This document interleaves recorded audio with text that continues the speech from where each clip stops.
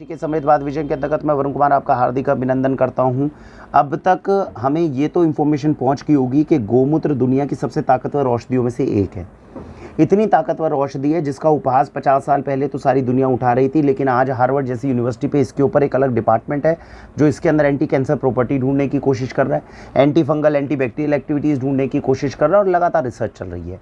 मुद्दा ये आता है, हज़ारों सालों से गोमूत्र हम सनातन बंधु जो हैं उनके लिए पवित्र माना गया है। इसका सेवन हम करते आए हैं और जिसने सेवन करा है आज तक कभी उसने ये नहीं कहा कि मैंने 3 साल 4 साल इसका सेवन किया है, ये मेरे शरीर को नुकसान पहुंचा के गया। ऐसा आज तक क्लेम नहीं आया, जबकि हज़ारों सालों से इस तरह का सेवन किया जा रहा है। तो मेरा कहने का मतलब ये है, गोमूत्र के बारे में जितनी थोड़ी बहुत जानकारी हमारे पास में है वो मैं आपके सामने आज प्रस्तुत करता हूँ।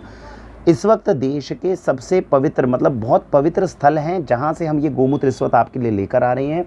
इस गोमूत्र का उपयोग करने का जो सबसे सही मौसम है वो अब शुरू हो रहा है। सबसे सही मौसम कौन सा होता है? अक्टूबर, नवंबर, दिसंबर, जनवरी, फरवरी।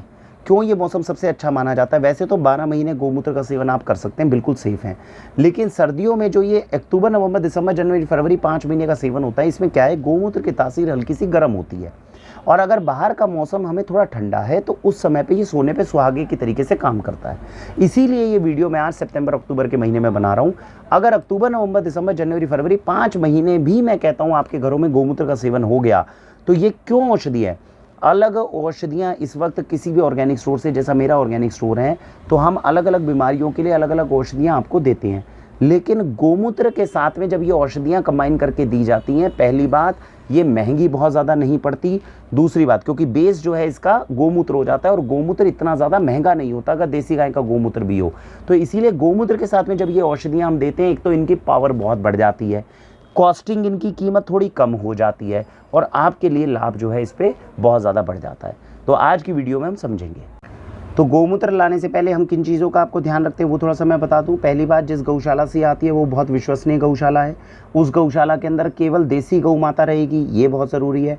तीसरी बात, जो गौशाला इन गोमूत्र के लिए हमने चिन्हित करी है वो सारी पहाड़ों पे गौशाला है। तो जब किसी पहाड़ों के ऊपर होता है तो जाहिर सी बात है वहाँ पे एनवायरनमेंट भी अच्छा हो गया, गौ माता को खाने के लिए जड़ी बूटियाँ भी अच्छी मिलेंगी। नॉर्मल पहाड़ों के ऊपर एनवायरनमेंट बहुत अच्छा है तो ये एक चांस अपने पास में हो गया। तो ये 3 चीज़ों का ध्यान रखकर ये गौशाला की जितने भी हमारे पास में देसी गाय की गौशाला से बना हुआ गोमूत्र है वो आप तक भिजवाया जाएगा। अब आप समझते हैं कि किस तरह के गोमूत्र के अलग अलग विकल्प है जो हमें पीना चाहिए। सुबह 1 से 2 ढक्कन, अक्टूबर से लेके अगर फरवरी तक है, भारतवर्ष में तकरीबन ठंडा मौसम रहता है, इसमें सुबह 1 ढक्कन से लेके 2 ढक्कन तक आधा गिलास गुनगुने पानी में मिक्स करके आपको ये पीना है। किन किन बीमारियों में मदद करेगा वो समझिए। सबसे पहले है ये क्या है, गोतीर्थ सिरप।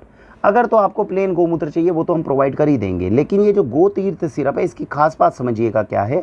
बहुत सारे लोग हैं जो ये कहते हैं कि गोमूत्र का हम प्रभाव से तो संतुष्ट हैं, हमें लगता है कि बहुत अच्छी चीज़ है, पीनी चाहिए, लेकिन किसी वजह से, क्योंकि इसमें एक अमोनिया की स्मेल होती है जिसके कारण हम कई बार इसको नहीं पी पाते।